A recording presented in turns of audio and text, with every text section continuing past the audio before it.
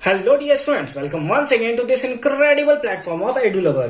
Class 12 physics sample paper के question number 6 के solution के साथ हम लोग पहुंच चुके हैं। अगर इसे प्रीवियस वीडियो आपने अभी तक नहीं देखा है तो कंप्लीट प्लेलिस्ट का लिंक मिलेगा आपको डिस्क्रिप्शन में। साथ ही साथ वहां पे मैथ्स और केमिस्ट्री के भी सैंपल पेपर को कंप्लीटली सॉल्व करके हमने रख दिया है, उसका भी प्लेलिस्ट आपको मिल जाएगा, तो एक बार डिस्क्रिप्शन जरूर चेक कर लेंगे। क्या है question number 6, how long can an electric lamp of इतना watt 100 watt be kept glowing by fusion of 2 kg of deuterium. यानी 2 kg ड्यूट्रियम का अगर फ्यूजन किया जाता है तो 100 वाट का इलेक्ट्रिक लैंप जो है वो कितने देर तक ग्लो करता रहेगा, इसके बारे में हमें दिया हुआ है। उसके साथ साथ फ्यूजन रिएक्शन हमें दिया हुआ है, ठीक है। ये हमारा सारा का सारा फ्यूजन रिएक्शन है, ठीक है। तो हमें क्या करना होगा, 2 kg ड्यूट्रियम, तो यानी कि सबसे पहले हम लोग नंबर ऑफ एटम को फाइंड आउट कर लेंगे और उसके बाद सारा का सारा हम लोग क्या करेंगे, काम करेंगे। तो सबसे पहले लिख लेते हैं नंबर ऑफ एटम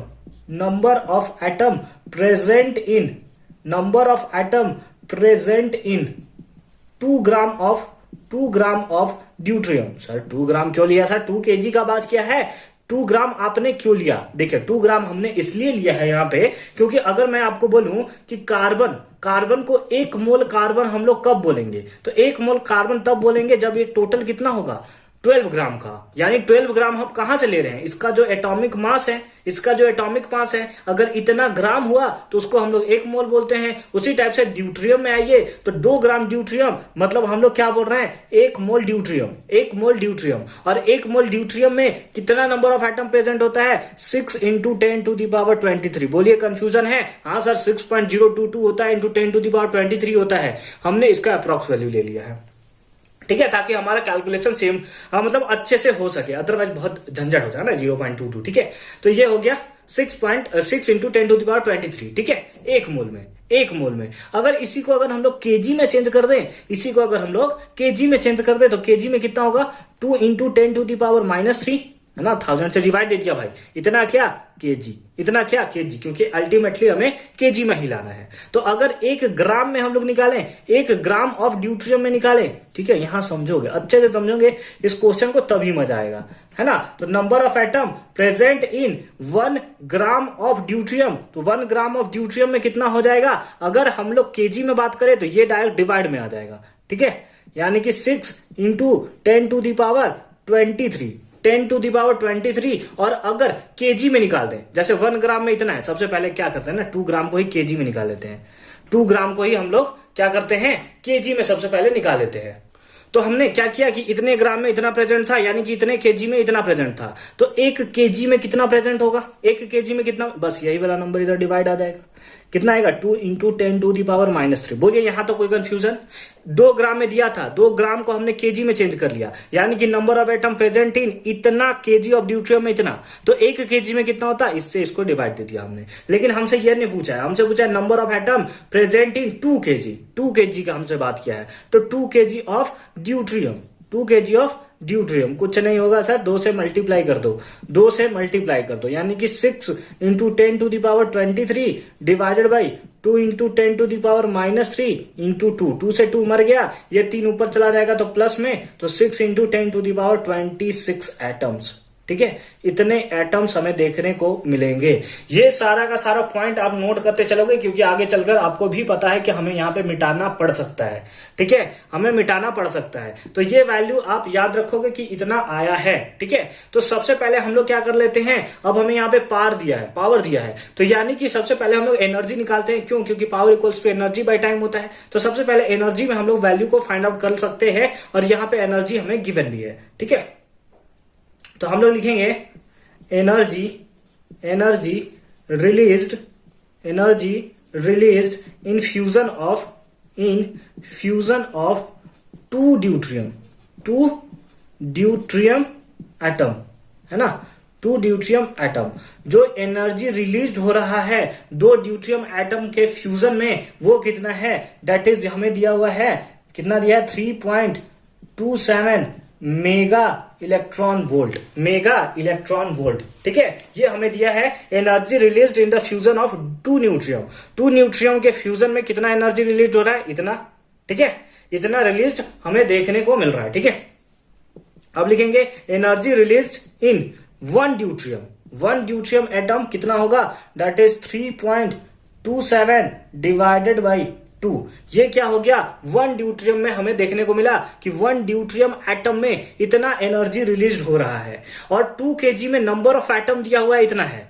एक ड्यूट्रियम एटम, एक एटम इतना एनर्जी रिलीज कर रहा है, तो 2 kg, इससे मल्टीप्लाई कर दीजिए सर, इससे मल्टीप्लाई कर दीजिए, मल्टीप्लाई कर देते हैं हम लोग, ठीक है, कितना 6 इंटू 10⁻26 ड्यूट्रियम एटम, ठीक है। इसको थोड़ा ऊपर कर दिया जाए, क्या थोड़ा ऊपर कर दिया जाए, बिल्कुल कर दिया जाए, ठीक है।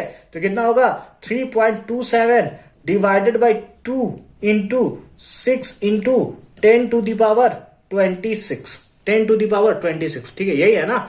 2 से कैंसिल कर देंगे 3 टाइम्स में मल्टीप्लाई कर देंगे, तो यहां पे 1 हो गया, 8 हो गया और 0.9 हो गया, यानी 9.81 इंटू 10⁻26, 10⁻26, इतना क्या mega electron volt, mega electron volt हमें देखने को मिल रहा है। फटाफट से इस पॉइंट्स को आप नोट कर लोगे, इतना का इतना वैल्यू हमें देखने को मिला है, ठीक है। मिटा दिया जाए आगे, ठीक है, अच्छी बात है। अब आगे हम लोग यहां शुरू करते हैं, ठीक है।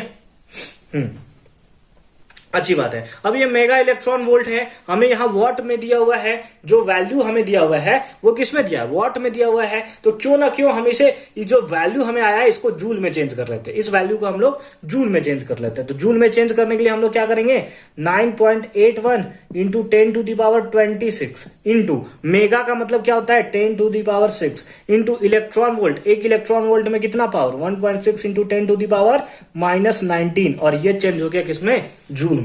किसमें चेंज हो गया, जूल में, ठीक है। मिटा दिया जाए, अब इसको मिटा दिया जाए, अच्छी बात है। ये अब हमारा किसमें चेंज हो गया, जूल में चेंज हो गया। मल्टीप्लाई करेंगे तो सब आगा 15.696 इंटू यहां हो गया 32 में से 13, यानी 10⁻13 जूल, 13 जूल। ये हमारा एनर्जी आ चुका है। टोटल एनर्जी कितना, जो ड्यूट्रियम है 2 kg न्यूट्रियम, टोटल एनर्जी कितना कैरी करेगा, तो इतना एनर्जी हमें कैरी करता हुआ हमें नजर आएगा। इसको थोड़ा स्टेबल कर लेते हैं, ठीक है। अब नाउ पावर हमें दिया हुआ है, कितना दिया है पावर, दैट इज 100 वॉट दिया है। और पावर इक्वल्स टू क्या होता है, work done by time. Power equals to क्या होता है, वर्क डन बाय टाइम। तो वर्क डन यानी कि 1 सेकेंड में कितना वर्क डन हुआ है, कितना जूल वर्क डन हुआ है, उसी को हम लोग पावर बोलते हैं, ठीक है। तो अगर 1 सेकेंड में हम लोग बात करें 1 सेकेंड में, तो 1 सेकेंड में कितना वर्क डन हो रहा है, क्योंकि पावर हमें दिया हुआ है इतना, तो 1 सेकेंड में कितना जूल खर्च हो रहा है, तो हम लोग बात करेंगे तो 100 जूल ये खर्च कर रहा है। यानी कि पर सेकेंड कितना खर्च हो रहा है, इतना। यानी कि हम लोग यहां पे लिखेंगे एनर्जी कंज्यूम्ड बाय बल्ब पर सेकेंड कितना एनर्जी कंज्यूम्ड हो रहा है, दैट इज 100 जूल। यही ना हो गया, पावर का मतलब W/T, यानी कि 1 सेकेंड में कितना 100 जूल। तो हमसे पूछ रहा है कि टाइम है ना, energy consumed by the bulb पर सेकेंड, 1 सेकेंड में इतना एनर्जी हमारा कंज्यूम्ड हो रहा है। तो अब हम लोग निकालेंगे time for which bulb will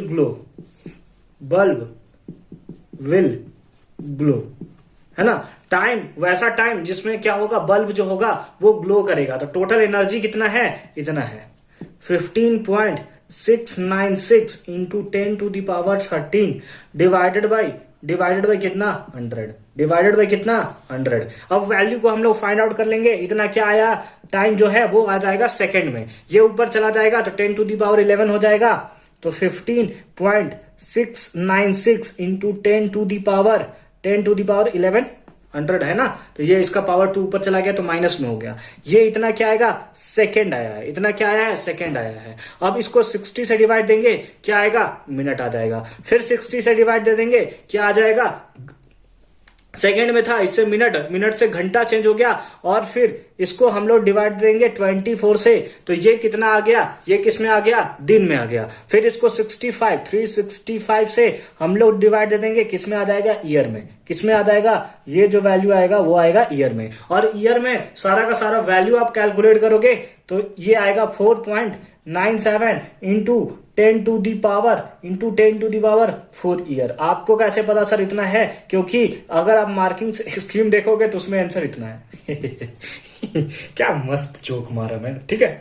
मतलब आंसर उतना है, तो आप डिवाइड करके देख लोगे, नहीं आया तो फिर क्या ही कर सकते हैं, लेकिन आ जाएगा, ठीक है।